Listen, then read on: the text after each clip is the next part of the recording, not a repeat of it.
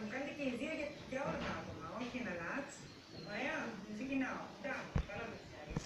Πρώτα μας με τη χέρι. Ναι, Ντάν, και την πορεία όλου του πορεία, ολιστική χαρακτήρα και σίγουρα προγνωστικά. Πάρα πολύ δυνατός παίκτης. Θα του καλούσα να το Καριζάν. Ναι. Είναι. Δεν υπάρχει. Εχθές, παιδιά, στέλνει ένας οποίος κάνει καταπληκτικά γραφικά στο Twitter, καταπληκτικά όμως γραφικά. Είχε πάρει την αψά του Ταρζάν και είχε βάλει στο πρόσωπο του Ταρζάν τον Ντάνι στο πρόσωπο της Τζέιν εμένα. Θα προτιμούσα να είμαι μαϊμούμενας, γιατί υποθέτω με το ρόλο της Τζέιν πολλές θα τον διεκδικεί. Σαν χαρακτήρας πώς συντάξει.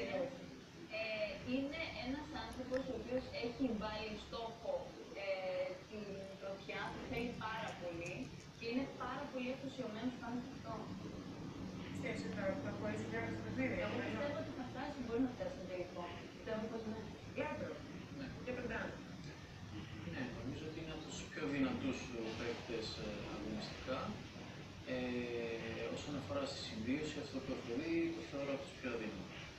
Αλήθεια. Ναι. Θέλεις να μου σημειώσεις αυτό για ποιο λόγο το λες.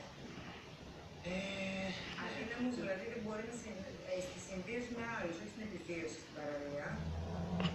Στη συμβίωση με άλλους και από τη στιγμή στην επιβίωση που παίζονται με κανόνες. Γιατί είναι ένα παιχνίδι επιβίωσης που είναι με κανόνες, δεν είναι ένα παιχνίδι επιβίωσης.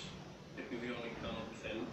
Οπότε, το έχω πει του ιδίου, θεωρώ ότι ο Θεός τον έχει προκύσει με σωματικά προσόντα, είναι ένα πολύ δυνατό παιδί, ένα ωραίο παιδί, όπου δεν θα χρειαζόταν μέσα στο παιχνίδι να φερθεί αδύναμα και να παίξει με διαφορετικό τρόπο από